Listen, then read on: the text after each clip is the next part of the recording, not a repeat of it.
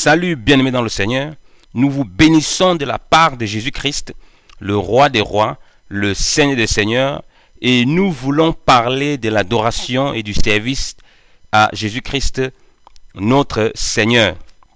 Il y a des questions, autant pour moi, il y a des chrétiens qui remettent en question le fait qu'on doit adorer et servir Jésus-Christ. Et je reçois des questions aussi concernant le sujet. Moi, je réponds déjà, oui, on doit adorer le Seigneur Jésus-Christ parce qu'il est notre Seigneur et on doit le servir.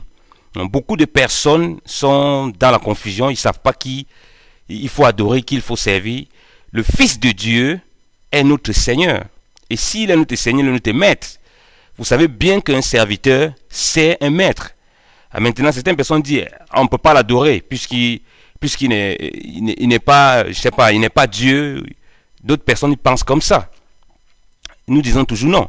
Parce que celui qu'on sert, c'est celui qu'on adore. Le service est toujours lié à l'adoration. L'adoration est la dévotion à celui à qui on est au service. Donc c'est très important pour nous en tant qu'enfants de Dieu. Parce que sinon, nous ne saurons pas comment adorer en esprit et en vérité.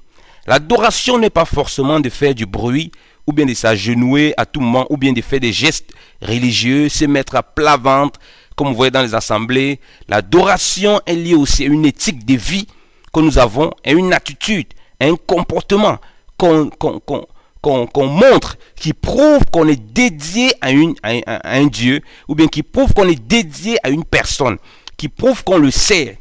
Donc ce n'est pas avec les paroles, ce n'est pas avec les doctrines. Donc pour savoir qui vous adorez dans votre vie, il faut voir la priorité que la personne a dans votre vie. Pour savoir qui vous servez dans votre vie, il faut voir la priorité que la personne a dans votre vie.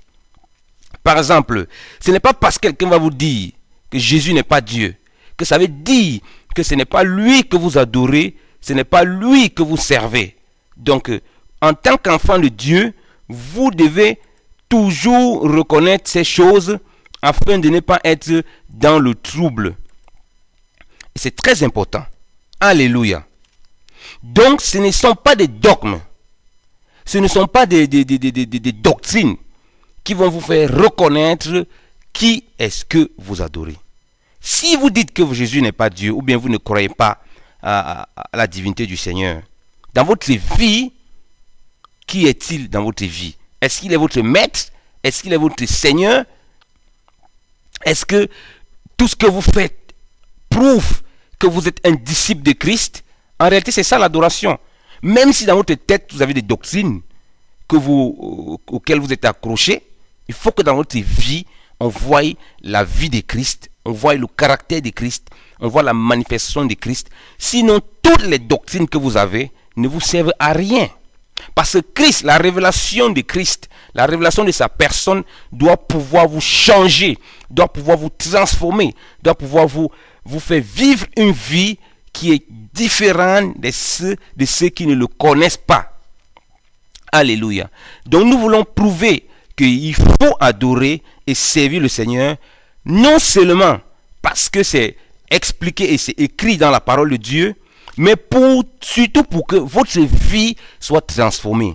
Si ça reste simplement un enseignement qui est gardé de façon doctrinale, de façon intellectuelle, de façon conceptuelle, alors ça ne nous sert de rien. Donc Dieu ne veut pas nous faire des choses qui soient inutiles. Nous ne voulons pas enseigner des choses qui nous soient inutiles. Donc comprenons que Jésus est le Christ et le Fils de Dieu, et dans notre relation intime avec le Seigneur, par le Saint-Esprit, nous devons connaître qui il est. La raison pour laquelle nous sommes là pour apporter la parole de Dieu, c'est pour présenter Jésus-Christ de Nazareth. Laissez-moi vous présenter ce Seigneur notre Dieu. Laissez-moi vous présenter ce Seigneur le Christ, le Fils de Dieu. Laissez-moi vous le présenter, bien-aimé dans le Seigneur. Comment il nous a montré l'exemple? Jésus-Christ, la Bible nous dit, dans Philippiens 2, qu'il était en forme de Dieu. Il a pris une forme de serviteur, il s'est dépouillé lui-même et il est venu comme un serviteur pour nous montrer comment on adore en esprit et en vérité. Et vous allez voir que Jésus, partout où il allait, il montrait l'exemple.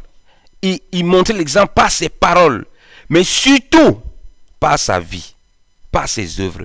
C'est pourquoi Jésus va dire, lorsque les Juifs voulaient toujours le lapider, il va dire, je vous ai montré plusieurs œuvres venant de mon Père, pour laquelle voulez-vous me lapider? Donc ce sont ces œuvres qui révélaient qui il était. Donc si vous parvenez à voir les œuvres du Seigneur dans la Bible, vous pouvez comprendre qui il est réellement. Si un homme veut savoir à qui vous avez cru, en qui vous êtes dédié, le Dieu que vous adorez, le Dieu que vous servez, il suffit qu'il voie votre attitude et votre façon d'œuvrer, votre façon d'œuvrer qui coïncide avec les paroles. Quand vous parlez, il saura à qui vous appartenez. Alléluia. Et vous devez savoir que le Seigneur Jésus n'est pas une idole, que le Seigneur Jésus n'est pas une créature. Ça, ce n'est pas possible. Ça, ce n'est pas possible. Il n'est pas une créature. Donc, vous devez savoir ces choses de façon claire. Jésus, dans le désert, lorsqu'il était, après son baptême, lorsqu'il est transporté dans le désert par l'Esprit, il dit ceci. Je lis dans Matthieu 4, à partir du verset 8. Le diable le transporta encore sur une fort haute montagne et lui montra tout le royaume du monde et leur gloire. Et il lui dit, je te donnerai toutes ces choses si en te prosternant en terre, tu m'adores. Mais Jésus lui dit, va-t'en Satan, car il est écrit, tu adoreras le Seigneur ton Dieu et tu le serviras lui seul. Alléluia. Tu adoreras le Seigneur ton Dieu et tu le serviras lui seul. Donc Jésus va citer la parole qui est contenue dans l'écriture à Satan, qui voulait le faire tomber, qui voulait faire en sorte que Jésus adore les royaumes de ce monde. Et c'est en adorant les choses de ce monde, effectivement, qu'on adore Satan. Il va dire que tu vas adorer et tu vas le servir lui seul. Donc, ce n'est pas avec des doctrines, ce n'est pas avec des formulations doctrinales qu'on sait si vous adorez le Seigneur votre Dieu et que vous le servez lui seul. Parce que Jésus va dire ceci. Et nul ne peut servir deux maîtres. Ou il haïra l'un, ou il aimera l'autre. Ou il s'attachera à l'un et il méprisera l'autre. Vous ne pouvez servir Dieu et Mammon. Dans Matthieu 6, 24, il va le dire aux pharisiens parce qu'ils étaient très avares. Donc c'est très important pour nous à comprendre ce passage que Jésus a donné. Et Jésus dit que lorsqu'on est dans cette attitude, on sert et on adore le seul unique Seigneur qui est notre Dieu. Alléluia. Et comme j'ai dit, ce service c'est fait en esprit et en vérité. Donc il faut naître de nouveau pour être au service de ce Seigneur qui est ton Dieu. Il faut naître de nouveau. C'est très important. Les gens dans le monde, ils disent qu'ils servent tous Dieu, mais ils ne servent pas le Seigneur Jésus-Christ. Ils servent des idoles, ils servent des démons, ils servent un Dieu de façon vague. Voilà pourquoi nous on présente Jésus-Christ, afin qu'il serve le Dieu véritable par Jésus-Christ, par son Fils. Afin qu'ils adorent le Dieu véritable par son Fils, en la personne de Jésus-Christ. C'est pourquoi c'est important de connaître qui est Jésus-Christ dans votre vie. Qu'est-ce qu'il doit représenter dans votre vie? Jésus va dire ceci à la femme samaritaine. Si nous lisons Jean 4, qui va lui dire ceci, à partir du verset 20. Nos pères ont adoré sur cette montagne. Et vous dites qu'à Jérusalem est le lieu où il faut adorer. Jésus lui dit, femme, crois-moi, l'heure vient que vous n'adorez le Père ni sur cette montagne, ni à Jérusalem. Vous adorez ce que vous ne connaissez point. Nous adorons ce que nous connaissons, car le salut vient des Juifs. Mais l'heure vient, elle est maintenant que les vrais adorateurs adoreront le Père en esprit et en vérité. Car aussi le Père en demande de tels qu'il adore. Dieu est esprit, il faut que ceux qui l'adorent en esprit et en vérité. Amen. Donc les Samaritains, ils adoraient dans les montagnes. Ils utilisaient la tradition de leur Père. Comme ça, c'est ici, vous voyez les coutumes. Les gens sont attachés aux coutumes. Et ils ne veulent pas venir à Jésus. Et ils veulent continuer à adorer les coutumes et les traditions de leur père. Et il dit aussi que les Juifs adorent à Jérusalem. Et vous voyez beaucoup de Juifs qui sont attachés à Moïse. Ils ne veulent pas se détacher de Moïse pour s'attacher à Christ. Parce qu'ils veulent toujours servir à Jérusalem.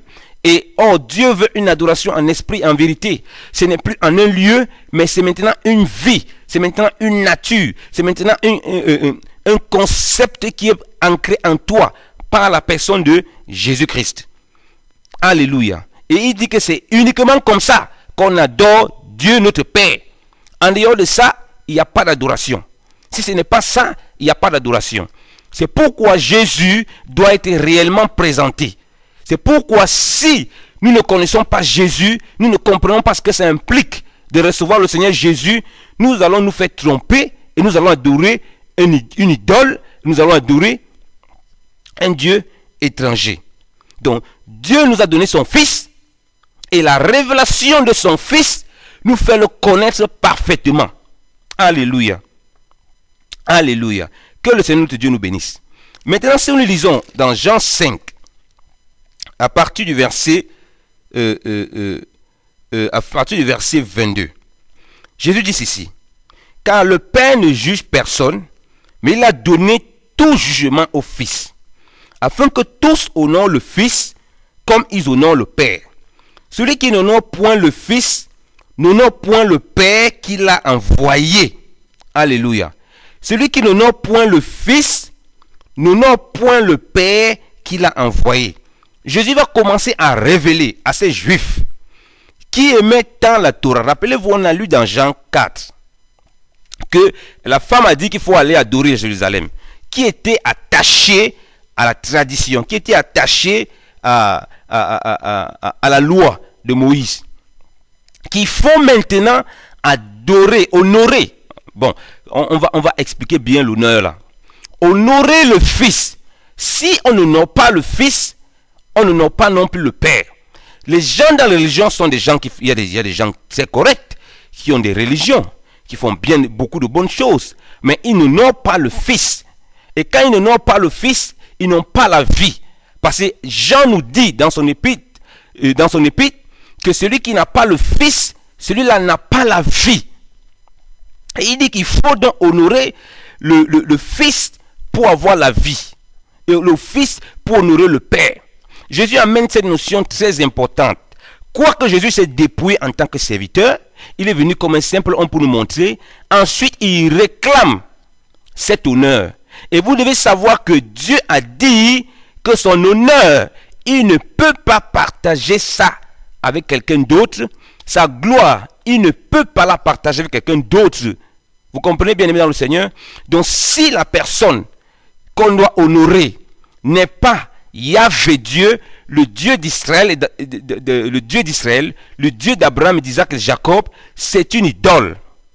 Ésaïe 42, verset 8 nous dit ceci: je suis l'Éternel, c'est là mon nom, et je ne donnerai pas ma gloire à un autre, ni mon honneur aux idoles. Vous comprenez? Maintenant, Jésus vient dire que l'honneur, vous avez passé le temps à dire que vous honorez le Père à ces Juifs. Maintenant, c'est fini. Si vous n'honorez pas le Fils, vous n'honorez pas le Père. Donc, ce qui est au Père est au Fils.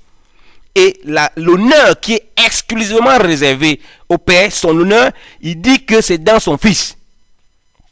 Alléluia. C'est pourquoi la croix est un scandale. La croix est une folie pour ceux qui périssent. Ils ne veulent pas accepter la croix de Jésus. Parce que cette croix-là implique l'honneur, la louange à Jésus-Christ, le Fils de Dieu, le Christ, le Fils unique venant du Père. Alléluia. C'est très important de comprendre ça. Et il a aussi parlé de la gloire. Donc l'adoration à Dieu est toujours liée à ces éléments. Chaque fois que vous voyez dans la Bible l'adoration, comme j'ai dit, ce n'est pas simplement par les paroles, mais ce n'est pas une vie, ce n'est pas une dévotion. Mais c'est toujours lié à ce qu'on appelle la gloire ou l'honneur. Est-ce qu'on peut prouver cela? Je nous invite à lire, bien aimé dans le Seigneur, je me laisse conduire par le Saint-Esprit, Apocalypse 7. à partir du verset 10. Et elle veut même dire à partir du verset 9.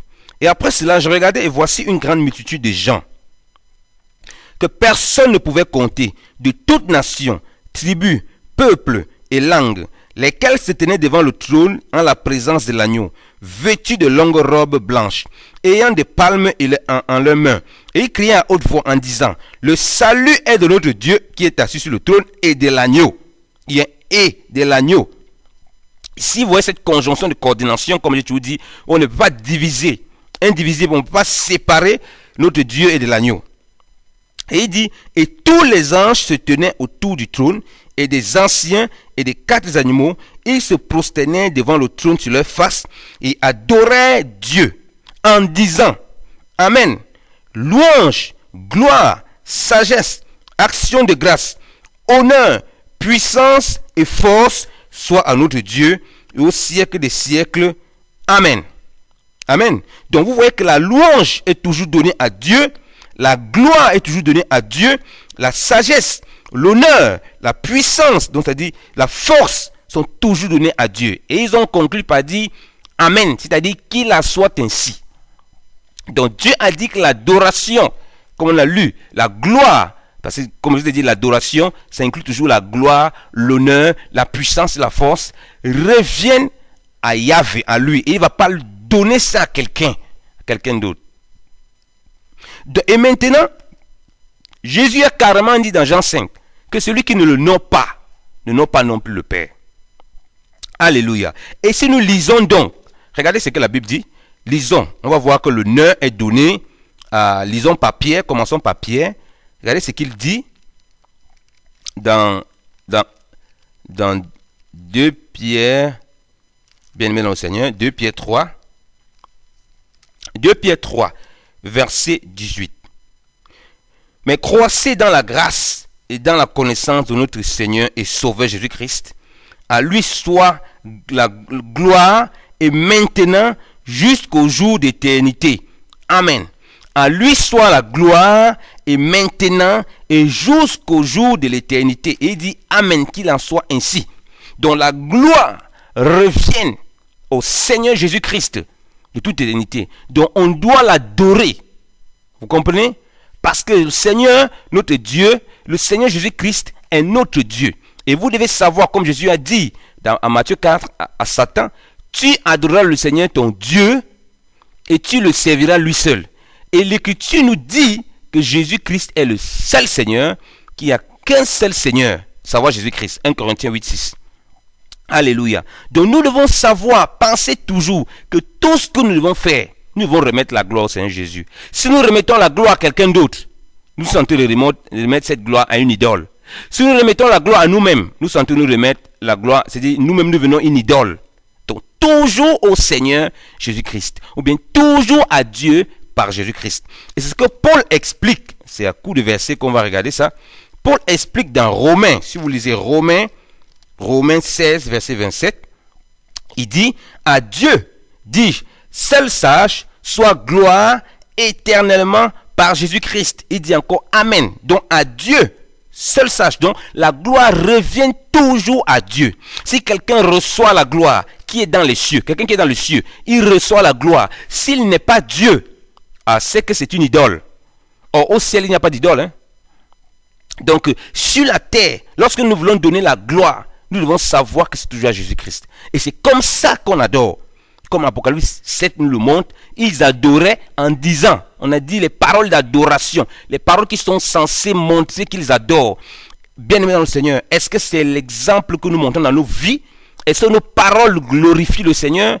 Ou bien on est prompt à avoir des comportements, vraiment, on se pose des questions, avoir des comportements bizarres, avoir des attitudes bizarres? Est-ce que les fruits de l'esprit montrent réellement qu'on donne toute la gloire à Jésus-Christ, qu'on adore notre Seigneur? Est-ce que l'attitude, est-ce que la façon dont on se comporte au travail, est-ce que la façon dont on se comporte avec les gens autour de nous, ça glorifie le Seigneur, ça lui donne cet honneur? Posons-nous des questions sérieuses, parce que Jésus-Christ doit recevoir toute la gloire. Il est notre Seigneur, il est notre Dieu. Alléluia. Donc on voit déjà la question de la gloire ici. On peut voir encore un autre onglet. On peut voir un autre onglet qui nous montre toujours cet honneur. Si nous lisons Apocalypse 4, à partir du verset 5. Et un des anciens me dit, ne pleure point, voici le lion qui est de la tribu de Juda, la racine de David, a vaincu pour ouvrir le livre et pour en délier les 7 sceaux. Et je regardais, et voici, il y avait au milieu du trône et des 4 animaux, et au milieu des anciens, un agneau qui se tenait là comme mis à mort, ayant 7 cornes et 7 yeux, qui sont les 7 esprits de Dieu, envoyés par toute la terre. Et il vint et prit le livre de la main droite de celui qui était assis sur le trône. Et quand il eut pris le livre, les 4 animaux et les 24 anciens se prosternèrent devant l'agneau, et ayant chacun des harpes et des fioles d'or plein de parfums, qui sont les prières des saints. Et ils chantaient un nouveau cantique en disant, tu es digne de prendre le livre et d'en ouvrir les sceaux, car tu as été mis à mort, et tu nous as rachetés à Dieu par ton sang de toute tribu, et langue, et tout peuple et nation. Et tu nous as fait rois et sacrificateurs à notre Dieu, et nous régnerons sur la terre. Puis je regardais, j'entendis la voix de plusieurs anges autour du trône, et autour des animaux et des anciens, et leur nombre était de plusieurs millions, des myriades, et ils disaient à haute voix, l'agneau qui a été mis à mort est digne de recevoir puissance, richesse, sagesse, force, honneur, gloire et louange. Amen. Vous voyez qu'il répète la même chose comme on a lu dans Apocalypse 7. Les mêmes astuces qui prouvent, qui montrent qu'il est en train d'adorer. Je peux vous relire encore ces mêmes astuces qu'il disait. Il disait Amen. Je suis Apocalypse 7, verset 12. Amen. Louange, gloire, sagesse, action de grâce, honneur, puissance et force soit à notre Dieu au siècle des siècles. Amen. Et quand on revient dans Apocalypse 5, le verset 12, on dit bien l'agneau qui a été immolé. Donc c'est à notre Dieu qu'on renvoie ça. Vous voyez, est digne de recevoir puissance, richesse, sagesse, force, honneur, gloire et louange. Alléluia. Donc nous devons savoir ces choses concernant l'agneau. L'agneau qui est sur le trône, qui est assis au milieu du trône, il reçoit toutes ces choses. Et la Bible continue en disant ceci. J'entendis aussi toutes les créatures qui sont au ciel, et sur la terre, et sous la terre, et dans la mer, et toutes les choses qui y sont, disant à celui qui est assis sur le trône et à l'agneau, soit louange, honneur, gloire et force au siècle des siècles. Et les quatre animaux vivants, et les 4 animaux disaient Amen. Et les 24 anciens se prosternaient et adoraient celui qui est vivant au siècle des siècles. Amen. Vous voyez, on dit à celui qui est assis sur le trône et à l'agneau, on ne divise pas les deux. Et ensuite on dit, ils adoraient celui qui est vivant. On n'a pas dit ceux qui sont vivants. Ils adoraient un seul Dieu en Jésus-Christ de Nazareth. Jésus-Christ est Dieu incarné. Donc il est l'image du Dieu invisible en qui habite complètement toute la plénitude de la divinité. Il est le Seigneur notre Dieu. Donc ils lui ont donné toute la louange, toute la gloire, toute la puissance. Donc en disant ça de leurs paroles, et même ici, ils se sont prosternés. Et nous, il ne s'agit pas de comprendre ça de façon intellectuelle. Il ne s'agit pas de lire ça, ah oui, il a donné toute la gloire à l'agneau, toute la louange. C'est que dans notre vie, notre richesse doit être la richesse de l'agneau. Notre puissance doit être la puissance de l'agneau. On doit remettre tout ça à l'agneau. Notre louange doit être la louange de l'agneau. Vous comprenez? Notre sagesse doit être la sagesse de l'agneau. Il ne s'agit pas pour nous d'avoir cette compréhension intellectuelle, mais de le vivre de façon pratique dans nos vies de tous les jours, frères. Les biens que nous avons, nous distribuons à nos frères et sœurs qui sont dans les difficultés. En ce moment, nous rendons effectivement la louange et la gloire à l'agneau notre Dieu. Donc, voilà comment nous adorons Dieu en esprit et en vérité par Jésus-Christ. Nous reflétons sa vie sur cette terre. Parce qu'il a dit, nous sommes le sel de la terre et la lumière du monde. Donc si nous ne parvenons pas à saler la terre, et parvenons pas à amener la lumière au monde, venez dire que Jésus-Christ est adoré, machin, et que nous-mêmes nous ne manifestons pas ça sur cette terre, ça ne sert à rien, ce n'est pas l'adoration que nous faisons à Dieu. Nous ne sommes pas différents de ceux qui servent les idoles et les dieux étrangers et les dieux païens. Alléluia. Donc bien aimés dans le Seigneur, comprenons ces choses et saisissons-les. C'est pourquoi Regardez bien aimé dans le Seigneur. Les pharisiens, les juifs, lorsque Jésus a ouvert les yeux de l'aveugle-né, dans Jean 9, bien aimé dans le Seigneur, ils ont demandé à cet aveugle qui voyait déjà, depuis un aveugle, qu'il donne gloire à Dieu. Car ils savent que Jésus était méchant. Vous voyez, ils n'ont pas voulu donner la gloire à Jésus parce qu'ils savaient que seul Dieu mérite la gloire. Et rappelez-vous qu'avant que Jésus n'arrive pour ouvrir les yeux, aucun aveugle n'avait jamais vu. C'est Jésus qui est venu ouvrir les yeux. Ils ont compris que c'est un miracle qu'il n'y avait jamais eu. Et ils n'ont pas donné la gloire à Jésus-Christ. Ses œuvres étaient là pour démontrer qui il était. Et aussi, nos œuvres, nos façons de fonctionner, nos façons de nous comporter, de manifester les fruits. C'est les fruits qui vont prouver que nous sommes dédiés à Dieu. Nous adorons l'agneau ou nous ne l'adorons pas. Ou bien que nous sommes dans la vérité, ou bien que nous sommes dans le mensonge. Si nous sommes agressifs, sauvages, barbares, on se comporte comme des chiens, on est toujours en train de faire les guéguerres, de faire les disputes, de faire les querelles. Frères, nous ne manifestons en rien que nous sommes dédiés au Dieu vivant. Alléluia. Donc, ils n'ont pas voulu donner la gloire à Jésus. Ils ont dit que non, donne gloire à Dieu. Parce qu'ils savaient que donner la gloire à Jésus, c'était donner la gloire à Dieu. Et c'est pourquoi les disciples, lorsqu'ils ont vu la puissance du Seigneur, si nous lisons dans Matthieu, alléluia, merci Saint-Esprit, si nous lisons dans Matthieu 14, lorsque les disciples ont vu la puissance de Jésus, ils lui ont donné toute la gloire et ils l'ont adoré en tant que fils de Dieu. Ça, c'est sur la terre. Nous avons vu dans les cieux comment c'est dans les cieux. Et là, maintenant, ici, nous sommes sur la terre. Lisons l'écriture. Nous sommes dans Matthieu 14, à partir du verset 29. Non, disons même à partir du verset 26. Et ses disciples, le voyant marcher sur la mer, il fut troublé et dit, c'est un fantôme. Donc ils ont vu Jésus qui marchait sur la mer. Ils étaient troublés, ils disent c'est un fantôme. Et de la peur qu'il eut, ils jetaient des cris. Mais tout aussitôt, Jésus leur parla et leur dit, rassurez-vous, c'est moi, et n'ayez point de peur.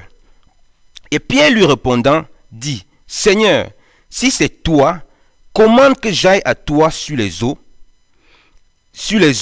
Et il dit, viens. Et Pierre étant descendu de la nacelle, marcha sur les eaux pour aller à Jésus. Mais voyant que le vent était fort, il eut peur. Et comme il commençait à s'enfoncer, il s'écria en disant, Seigneur, sauve-moi. Et aussitôt, Jésus étendit sa main et le prit et lui dit, homme de petite foi, pourquoi as-tu douté? Et quand il fut monté dans la nacelle, le vent s'apaisa. Et tous ceux qui étaient dans la nacelle vinrent et l'adoraient en disant, certes, tu es le Fils de Dieu. Alléluia. Donc Jésus a manifesté sa nature, sa personne qu'il était par la puissance qu'il dégageait. Rappelez-vous, comme on a lu, que honneur, gloire et puissance sont à l'agneau. Ça, c'était dans les cieux. Sur la terre, quand ils ont réalisé qu'il est le Fils de Dieu, avec ce qu'il a manifesté, ils se sont prosternés. Donc, ils l'ont adoré. Et c'est ça que nous, en tant qu'enfants de Dieu, nous sommes appelés à le faire. Et nous adorons le Seigneur parce qu'il est le seul Seigneur, notre Dieu. Alléluia. Et comme j'ai dit, ça ne doit pas être avec les paroles. Les disciples qui sont prosternés ce jour-là, on a vu au jour où le Seigneur était en train de souffrir à la croix, comment ils sont tous dispersés. C'est souvent comme ça que lorsqu'un frère est dans une difficulté, une sœur est dans une difficulté, tous les frères qui prétendent qu'ils adorent Jésus, qu'ils adorent Dieu en esprit et en vérité, on les voit, ils ont tous disparu. C'est bien que ce sont les gentils qui ne connaissent même pas Dieu, qui manifestent le soutien, qui manifestent l'aide. Mais nous sommes prompts à condamner. Un frère passe un moment difficile, une sœur passe un moment difficile, on dit, ah, c'est Dieu qui l'a puni, c'est Dieu qui l'a maudit, et puis on l'abandonne. On se comporte comme les disciples ici là. Frère, est-ce qu'on adore réellement le Seigneur? Est-ce qu'on adore le sait réellement de façon pratique? Avoir la connaissance que c'est écrit dans la Bible que les disciples l'ont adoré. Ou bien commencer à dire, non, il ne faut pas adorer Jésus, il ne faut pas adorer, sortir dans des doctrines. Et que dans notre propre vie, on n'est pas capable de manifester le caractère de Christ et la vie de Christ autour de nous. Frère, nous sommes juste des concepteurs intellectuels. Alléluia.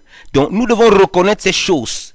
C'est pourquoi si on est dans l'intimité avec le Seigneur, on ne peut pas douter qu'il est celui qui doit être adoré, celui qui doit être servi. Et si nous lisons, parce que comme Jésus a dit, celui qui ne honore pas le Fils, ne honore pas le Père. Si quelqu'un ne honore pas Jésus-Christ de Nazareth, il ne honore pas Dieu. Il a été servi une idole. Et il doit l'honorer par sa vie. S'il a la vérité, on va voir la vérité au bout de ses lèvres. On va voir la vérité aussi dans sa vie de façon pratique. Alléluia. Donc ce n'est pas un amas de doctrine qui doit prouver cela. C'est de façon pratique. Il doit y avoir une distinction entre ceux qui servent l'Éternel et ceux qui ne le servent pas. C'est pourquoi les disciples, dans Matthieu 28, lorsque les disciples ont douté, certains adoraient le Seigneur. Si on lit Matthieu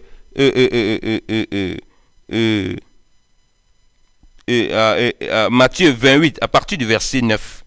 Mais comme elle allait pour l'annoncer à ses disciples, voici Jésus se présenta devant elle et leur dit, je vous salue.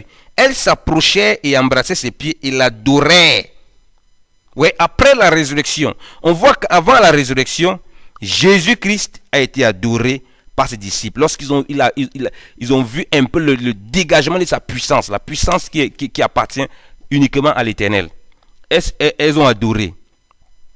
Et regardez que leur adoration c'était facile pour elles d'adorer parce qu'elles étaient dévouées au Seigneur. Donc, quand ils ont vu sa puissance, ils ont compris qu'il est réellement. Elles sont prosternées, elles ont adoré le Seigneur. Parce qu'elles étaient dévouées, elles sont allées regarder à la tombe, peut-être le Seigneur encore là-bas et tout ça. Donc, elles étaient dédiées au Seigneur. Les disciples, avant de monter, si on est toujours dans Matthieu 28, avant de monter, Matthieu 28, Jésus dit ceci. Matthieu 28, verset 17. Et quand il l'eut vu, il l'adorait, mais quelques-uns doutèrent. Et Jésus s'approchant leur parlant en disant, toute puissance m'est donnée dans le ciel et sur la terre. Tout pouvoir. Jésus dit à ses disciples, il y avait quelques-uns qui doutaient de la personne de Jésus. Donc jusqu'à présent, il y a beaucoup qui doutent de la personne de qui est Jésus. Il dit tout pouvoir, c'est-à-dire qu'il n'y a pas un pouvoir en dehors de ça, de lui. Tout pouvoir m'a été donné dans le ciel et sur la terre. Il a dit ça parce qu'il y a des gens qui doutaient de l'adoration qui lui est due. Donc, tout pouvoir est le pouvoir d'être adoré, et le pouvoir d'être servi, parce qu'il est Dieu manifesté dans la chair. Et Dieu a dit qu'on ne peut pas adorer quelqu'un d'autre. Rappelez-vous que ce sont des Juifs qui sont nés sous la loi. Ils sont nés sous la loi. Voilà le Messie qui vient. Ils en avaient un Messie. Mais ce Messie s'est fait passer pour le Fils de Dieu. Et d'autres l'adorent, d'autres ne l'adorent pas. La réponse que Jésus leur a donnée, c'était la meilleure réponse. Il a dit, tout pouvoir m'a été donné. J'ai le pouvoir d'être adoré. Sur la terre, sous le ciel, tout. J'ai tout le pouvoir d'être adoré. Donc, nous adorons le Seigneur Jésus et nous le servons. Et ça ne doit pas être, je le répète, juste un concept intellectuel qui ne nous aide point. Voilà pourquoi si nous reconnaissons, c'est pour ça que les gens ne veulent pas reconnaître Jésus comme le Christ, le Fils de Dieu. Parce qu'ils savent que ça implique la dévotion à Jésus, la dévotion à son service. Ça veut dire que Jésus va devenir le Dieu dans leur vie. Et ils ne sont pas prêts à accepter cela. Donc dans Jean 9, quand on voit même l'aveugle, il considère Jésus juste comme un prophète. Mais lorsque le Seigneur s'est révélé à lui, le Seigneur dit, est-ce que tu crois au Fils de Dieu? Regardez comment il s'est comporté. Si nous lisons Jean 9, pour l'aveugle. Jean 9, après que les Juifs aient chassé l'aveugle, quand il a demandé s'il voulait être ses disciples. Il y avait ceux qui avaient un Jésus prophète. Ils n'étaient pas dans l'erreur, mais ils avaient compris que Jésus était uniquement prophète. Ils ne voyaient pas au-delà de ça. Il y avait ceux qui avaient compris qu'il est le Fils de Dieu et qui croyaient qu'il est le Fils de Dieu. Ok? Ses disciples. Et ils l'adoraient parce qu'ils comprenaient le sens que ça veut dire Fils de Dieu. Si nous lisons Jean 9 à partir du verset 34. À partir du verset 35. Jésus apprit qu'il l'avait chassé dehors. Et l'ayant rencontré, il lui dit, crois-tu au Fils de Dieu? Cet homme lui répondit et dit, qui est-il, Seigneur, afin que je croie en lui? Jésus lui dit, tu l'as vu, et c'est lui, et c'est celui qui te parle. Alors il dit, j'y crois, Seigneur, et il l'adora. Amen. Donc, tous ceux qui ont cru, ce sont des Juifs, bien aimés dans le Seigneur. Ce sont des Juifs. Tous ceux qui ont cru quand Jésus est arrivé, le Seigneur, fils de Marie, qu'il était le Fils de Dieu, et se sont prosternés, ils l'ont adoré. Or, ils sont nés sous la loi. Ils savent bien que sous la loi, Jésus a dit carrément dans Matthieu 4,4, à Satan, tu adoreras le Seigneur ton Dieu et tu le serviras lui seul. Donc Jésus, dans sa dépouille en tant qu'homme, lorsqu'il faisait passer pour fils de Dieu, ceux qui avaient la révélation comprenaient, aïe, ça c'est Adonai Yahvé qui s'est manifesté dans la chair. Voilà pourquoi il se prosternait aux pieds du maître et qu'il l'adorait. Il l'adorait. Il était dédié au Seigneur. Donc soyons dédiés complètement au Seigneur, le Fils de Dieu. Adorons-le, rendons-lui l'honneur qui lui est dû, parce qu'il a dit que celui qui ne l'honore pas, ne honore pas non plus le Père. Alléluia. Et si nous lisons aussi Hébreu, parce que le problème, la confusion qu'il y a souvent au milieu chrétien, c'est que beaucoup de gens ont un Jésus-Christ Fils de Dieu, mais certains ont un Jésus Fils de Dieu qui a été créé. Et du coup, ils refusent d'adorer Jésus. Au fait, ils sont dédiés au Seigneur, vous voyez. Ils ne savent pas qu'ils adorent Jésus. Parce que dans leur attitude, dans leur façon de faire, ils sont vraiment consacrés à Jésus. Mais à cause de la doctrine, il se dit, on ne doit pas adorer Jésus, tout ça. Ils combattent, ils font beaucoup de combats. Mais quand vous voyez leur vie, comment ils parlent du Seigneur, comment ils sont consacrés, comment ils vivent, comment ils se comportent, on comprend qu'ils sont consacrés à Jésus-Christ et qu'ils sont en train de l'adorer. Mais sauf que pour des raisons doctrinales, on ne sait pas pourquoi ils disent que il est créé. Bon, c'est une erreur de dire qu'il est créé, mais généralement on va dire qu'il est engendré, qu'il est le Fils de Dieu. Donc c'est important pour nous en tant qu'enfants de Dieu de comprendre cela très bien. Et l'identité donc de Jésus est souvent masquée par ces choses, par la révélation de ce qu'est le Fils de Dieu. Donc, quand la révélation de ce qu'est le Fils de Dieu n'est pas très bien comprise, ça entraîne la confusion. Parce que beaucoup de nos frères, ils voient le Seigneur Jésus comme distinct du Père. Ils ont raison. C'est ce que l'Écriture nous montre. Mais beaucoup le voient comme un petit Dieu à côté d'un grand Dieu. Et beaucoup le voient aussi comme indivisible du Père. C'est pourquoi il reçoit toute l'adoration, il reçoit la puissance, il reçoit la louange, il reçoit la gloire, il reçoit le service et qu'on est totalement dédié à lui. Je vais nous lire Hébreu 1. Hébreu 1, on va lire comment Dieu définit son Fils. Parce que si les Juifs ont adoré Jésus-Christ de Nazareth et qui sont monothéistes, c'est eux qui ne peuvent pas adorer notre Dieu que l'Éternel. Nous sommes mal placés pour régner cela. Ça veut dire que notre compréhension de ce que c'est que Fils de Dieu doit avoir des limites quelque part. Nous devons donc voir comment Dieu il présente son Fils et toutes les caractéristiques qu'il a données à son Fils pour avoir le cœur net, le cœur sûr, que nous ne nous trompons pas lorsque nous adorons le Seigneur Jésus et que nous ne sommes pas en train de pratiquer l'idolâtrie, que nous ne nous trompons pas lorsque nous servons le Seigneur Jésus et que nous ne sommes pas en train de pratiquer l'idolâtrie. Les disciples ont adoré le Seigneur, on l'a vu. Je ne vais pas encore le montrer un verset, je montre encore notre verset avant qu'on revienne là-bas. Si nous avons Luc, il faut en lire beaucoup de versets. Les disciples ont adoré le Seigneur. Luc, à partir du verset 49. Vous donc, demeurez dans la ville de Jérusalem jusqu'à ce que vous soyez revêtus de la vertu d'en haut. Après quoi, il les mena dehors jusqu'en Béthanie. Et levant ses mains en haut, il les bénit. Et il arriva qu'en les bénissant, il se sépara d'eux et fut élevé au ciel. Et eux, l'ayant adoré, s'en retournèrent à Jérusalem avec une grande joie. Et ils étaient toujours dans le temple, louant et bénissant Dieu. Amen. Donc les disciples l'ont adoré avant qu'il ne monte au ciel. Mais maintenant, allons voir comment Dieu décrit son Fils dans Hébreu 1. Allons voir comment Dieu décrit son Fils pour comprendre qui est le Fils de Dieu là. Pourquoi Jésus a dit celui qui n'honore pas le Fils ne honore pas non plus le Père. Il faut qu'on définisse qui est ce Fils, qu'on comprenne qui il est. Et il n'y a que Dieu qui peut nous présenter son Fils. Donc allons lire ce que Dieu dit de son propre Fils. Lisons Hébreu 1 à partir du verset 1.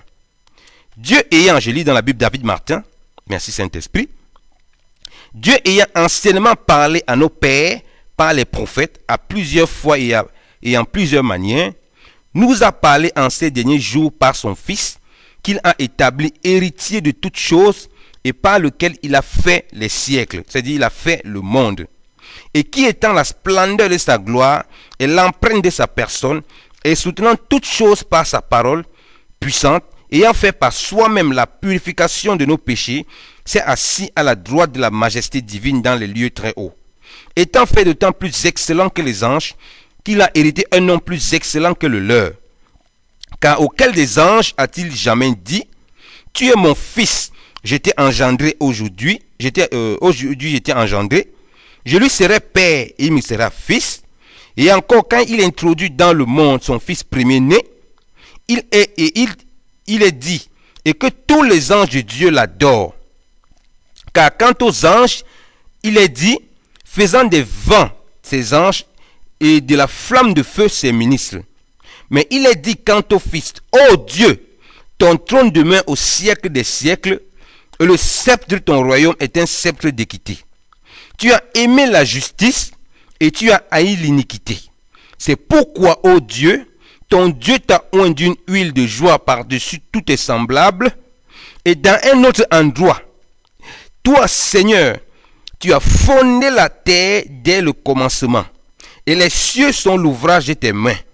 Ils périront, mais tu es permanent, ils viront comme un vêtement. Et tu les plieras en rouleau comme un habit, et ils seront changés. Mais toi, tu es le même, et tes ans ne finiront point. Amen. Arrêtons-nous là. Nous regardons les caractéristiques que Dieu a données par rapport à son Fils. Dieu dit, premièrement, première caractéristique, son Fils a créé toutes choses. Ça, c'est la première chose que Dieu dit. Mais on ne connaît pas encore ce que ça veut dire. Est-ce que son Fils là est une créature? On ne peut pas encore répondre avec ces versets. On ne peut pas répondre avec ces versets. Les premiers versets, on ne peut pas savoir. Mais on sait qu'il dit que son Fils a tout créé. Il présente, on va lire de façon simple, comme des petits enfants. Il présente son Fils comme quelqu'un d'autre. Il dit, il a tout créé. Alléluia. On dit Amen, c'est l'écriture. Ensuite, il dit que son Fils est l'empreinte de sa personne, la substance de sa gloire. Comme vous savez, toute la gloire revient toujours à Dieu. Même jusque-là, ce n'est pas clair. Mais on dit toujours Amen. Dieu descend à un autre niveau. Il dit qu'il a un nom plus excellent que celui des anges. Amen. Mais on ne sait pas si c'est un ange ou bien, peut-être ça peut être confus.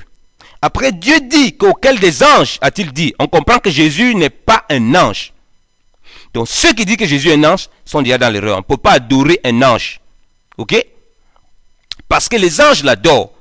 Mais même jusque-là, c'est encore à un autre niveau. Donc le premier niveau, Dieu dit qu'il a créé toutes choses. Dieu dit que c'est l'empreinte de sa personne. Dieu dit qu'il est la splendeur de sa gloire. Dieu dit qu'il est assis à la droite de la majesté divine. On ne va pas expliquer ces choses. On va d'abord les laisser. Comme ça, on les prend de façon simple comme les petits enfants. On voit juste les caractéristiques que Dieu dit de son propre Fils. Dieu dit au verset 6 que tous les anges, pas une partie des anges, tous les anges de Dieu l'adorent. Donc tous les anges, tout ce qu'on peut imaginer comme ange doivent l'adorer.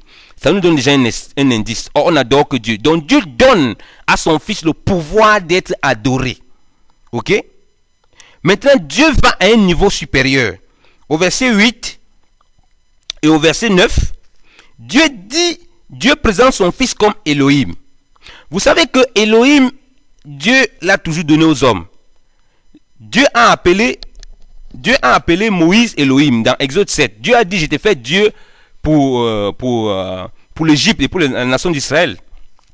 Quand il voulait délivrer les enfants d'Israël de l'Égypte. Donc, Dieu dit ici que son Fils est Elohim, est Dieu.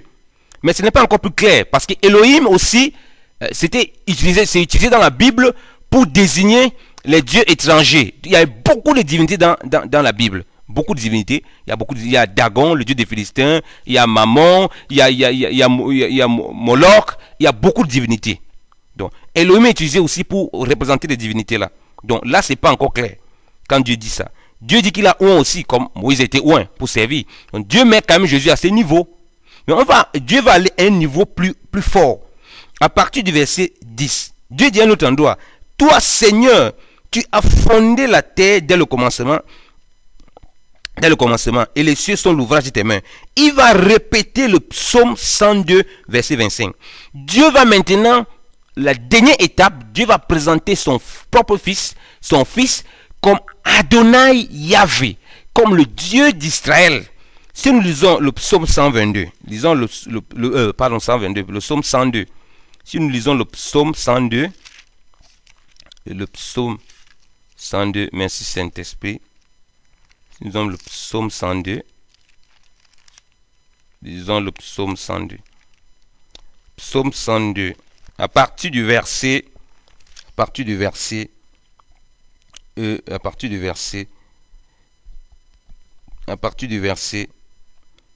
20, 24.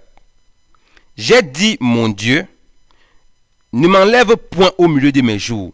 Tes endures d'âge en âge. Tu as jadis fondé la terre et les cieux sont l'ouvrage de tes mains. Ils périront, mais tu seras permanent et eux tous se vieilliront comme un vêtement. Amen. Et remarquez ici que David est en train de faire la prière. Le psaume 102 est une prière que David fait à son Dieu. Si nous lisons ici, David commence sa prière dans le psaume 102 à partir du verset 1. Éternel, écoute ma prière et que mon cri vienne jusqu'à toi. Alléluia. Donc vous voyez très bien que l'auteur aux Hébreux, conduit par le Saint-Esprit, ne présente pas simplement Jésus comme Elohim, il présente Jésus, le Fils de Dieu, comme Yahvé, Dieu, Yahvé, Adonai, le Dieu d'Abraham, Isaac, Jacob, le seul vrai Dieu. Ça c'est merveilleux. Donc Dieu ne présente pas seulement son Fils comme le créateur de toutes choses. Il ne présente pas seulement son Fils comme assis à côté de lui. Il ne présente pas son Fils comme supérieur aux anges. Il ne présente pas seulement son Fils comme Elohim. Il présente son Fils comme Adonai Yahvé. En prenant un passage qui vient d'une prière. Donc, c'est la prière qui était envoyée à Dieu, qui concernait le Dieu de David. Parce que ici, si vous lisez, quand on lit le psaume 102, le bien-aimé est en train de prier, l'Éternel. Donc, c'est un psaume qui est adressé à Dieu. Et Dieu dit que c'est son Fils là. C'est Dieu qui parle de son Fils. Donc, la prière est adressée au Fils. Et on le présente comme le seul vrai Dieu. Adonai Yahvé. Ça fait une distinction avec Elohim. Parce que Elohim, tous les dieux peuvent avoir ça. Toutes les personnes peuvent avoir ça. Ou bien les faux dieux, tout ça. Mais Yahvé Adonai, Dieu a dit qu'il ne peut pas. Personne. Et c'est écrit ici Seigneur, parce que remarquez que dans le Nouveau Testament, on ne peut pas utiliser le mot Yahvé. Le mot Yahvé, le tétragramme YWH, donc ça n'a jamais été utilisé dans l'Ancien Testament, traduit avec un mot. Lui second appelait ça éternel, a traduit ça par éternel. Mais les Juifs, ils ne prononcent pas ce mot. Ils ne prononcent pas cela. Et ils appellent, quand ils viennent sur ce mot, ils appellent Adonai. Ils ne disent pas Yahvé. C'est avec les traditions, avec le temps qu'on a commencé à appeler ça Jéhovah ou Yahvé ou Yahuwah, comme certains le veulent. Mais ils appelaient toujours Adonai. C'est pourquoi dans Hébreu 1, verset 10, c'est écrit toi Seigneur. Donc l'auteur qui écrit aux Hébreux, qui est lui-même un juif certainement, qui écrit aux Hébreux, quand il cite le psaume, il ne peut pas écrire Yahvé, il écrit donc Adonai. Et Adonai en grec, c'est Kurios. Ça donne Seigneur. Alléluia. Donc Dieu a mis son Fils, a présenté son Fils comme le Dieu d'Abraham, d'Isaac et de Jacob.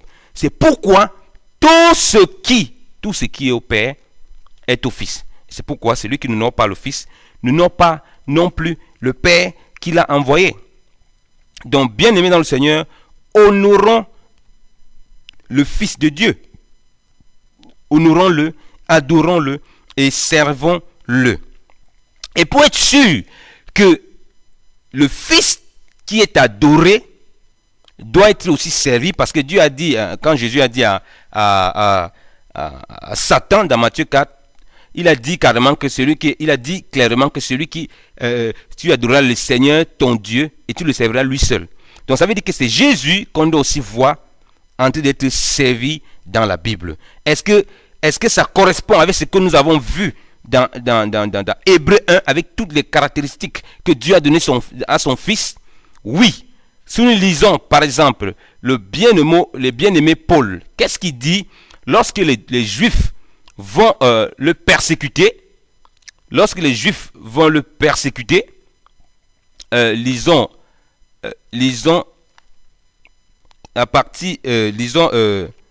Actes pour voir le service qui était donné à qui Paul servait. Si nous lisons le livre des Actes, merci Saint-Esprit, Actes, nous lisons Actes 24 à partir du verset 14. Paul était accusé. Il était accusé par les Juifs de servir un autre Dieu, d'amener une autre religion, et il l'appelait sectaire. Acte 24 à partir du verset 14. Or, je te confesse bien ce point, que selon la voie qu'ils appellent secte, je sers ainsi le Dieu de mes pères, croyant toutes les choses qui sont écrites dans la loi et dans les prophètes. Amen. Paul dit qu'il sert le Dieu de ses pères. Paul ne le servait pas. Paul est polythéiste, il faut bien comprendre. Paul croit en un seul Dieu. Il est juif. Il dit qu'il sert le Dieu de ses pères. Et il dit encore, ici là, comprenons bien l'écriture. Nous lisons Acte 27. Si nous lisons Acte 27, verset 23. Acte 27, verset 23. Quand Paul ils étaient sous la nacelle et il y a eu de la tempête, Paul dit ceci, à partir du verset 22.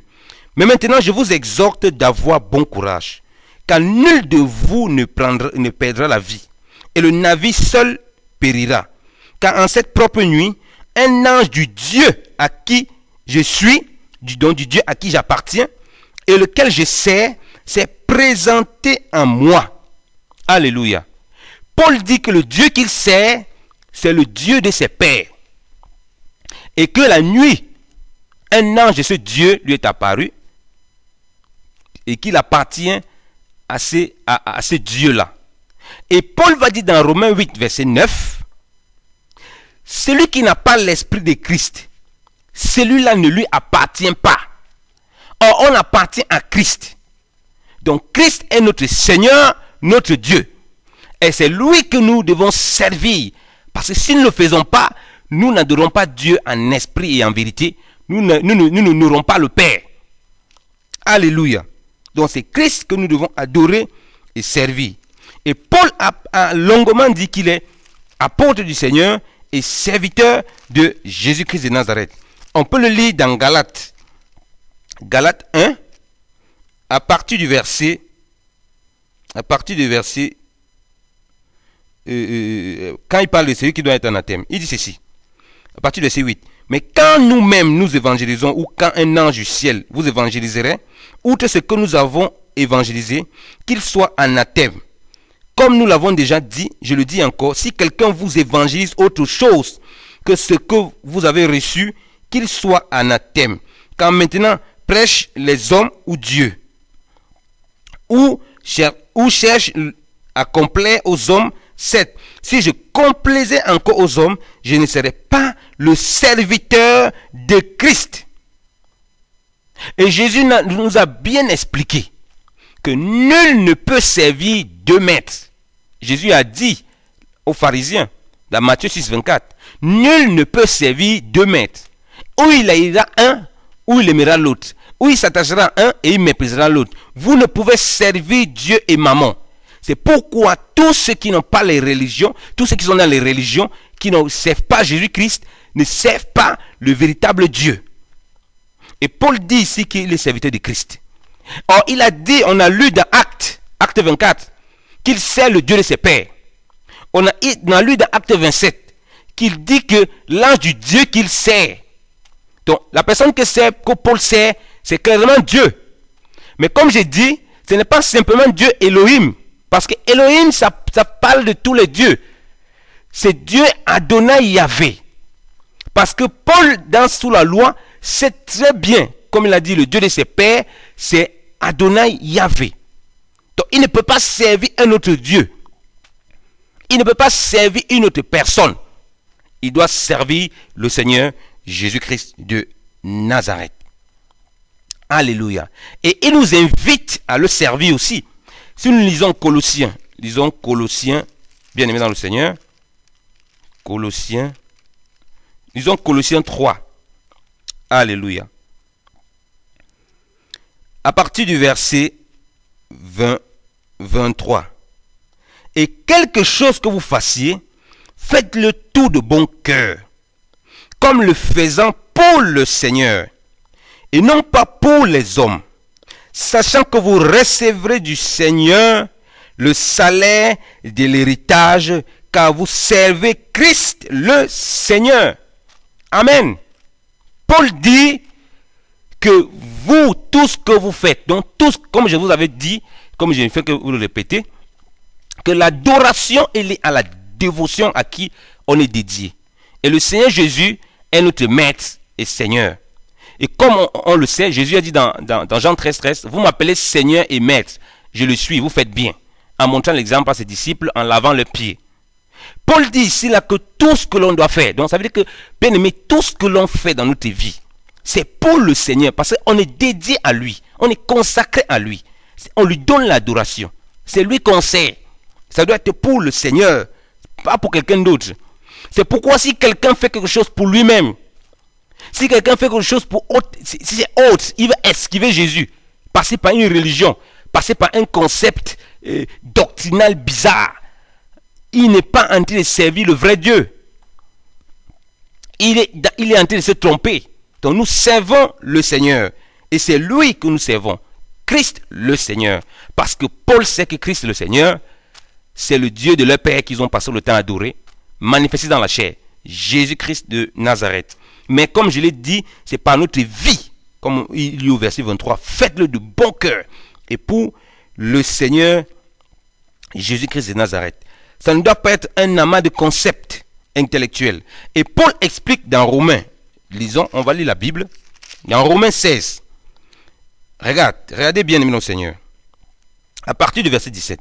Or, je vous exhorte, mes frères, de prendre garde à ceux qui causent des divisions et des scandales contre la doctrine que vous avez apprise et de vous éloigner, et contre l'enseignement que vous avez appris, et vous éloigner d'eux.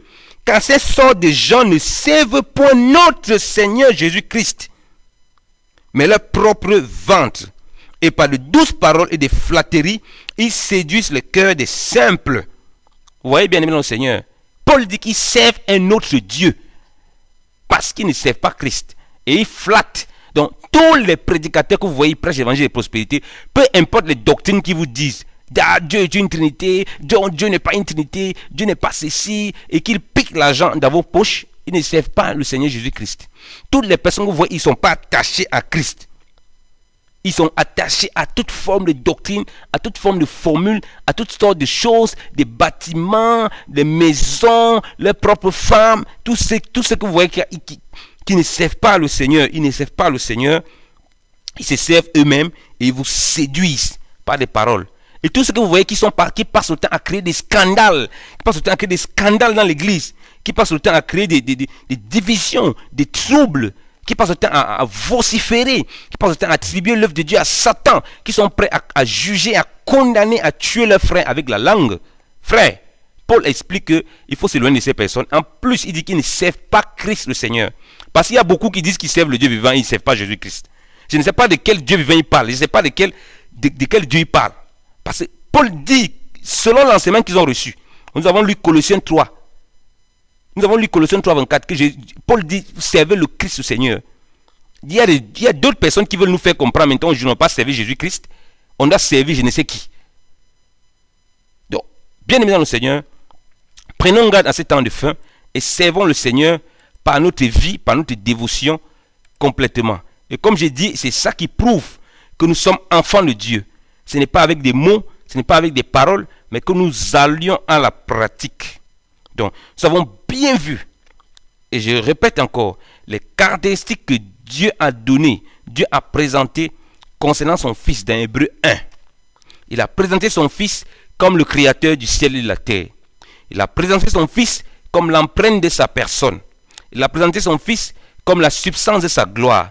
Il a présenté son Fils comme au-dessus des anges. Il a présenté son Fils comme Elohim, comme Dieu. Il dit Ouin, aussi que lui il a Ouin. Il a Ouin son Fils. Mais il a aussi présenté son Fils comme pour distinguer de tous les dieux qui peuvent avoir dehors, qui peuvent avoir qu'on peut appeler Elohim. Il l'a présenté comme Adonai Yahvé. En prenant la requête de la prière du psaume 102, qui est totalement dédié à Yahvé Dieu, où on reconnaît que Yahvé Dieu est celui qui a fondé le ciel et la terre, pour identifier son Fils Jésus-Christ comme le seul vrai Dieu, pour qu'il n'y ait pas la confusion lorsque nous parlons de Jésus-Christ en tant que Dieu, que nous ne sommes pas confus, nous ne mélangeons pas avec les autres dieux païens. Voilà ce que Dieu a fait pour nous, bien-aimés au Seigneur. Et nous devons reconnaître ces choses, l'adorer et le servir. Comme le bien-aimé Paul a fait, comme les apôtres l'ont fait, comme nos frères, nos aînés dans la foi l'ont fait. C'est lui notre Seigneur et celui que nous servons. C'est le Dieu de notre Père. C'est le Dieu de nos pères. Alléluia. Que le Seigneur vous bénisse abondamment. Manifestons la vie du Seigneur. Ne prenons pas ces choses, que ce soit des choses de façon intellectuelle dans notre vie, mais de façon pratique.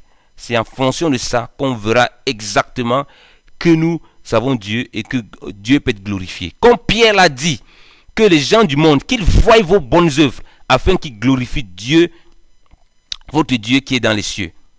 Donc, frères bien-aimés dans le Seigneur, faisons attention à comment nous parlons, faisons attention à comment nous regardons les autres, examinons-nous en toutes choses et soyons prompts, simples, comme Jésus l'a dit, soyez prudents comme des serpents, simples comme des colombes. Que le Seigneur notre Dieu vous bénisse abondamment, en Jésus-Christ, le roi des gloires. Amen.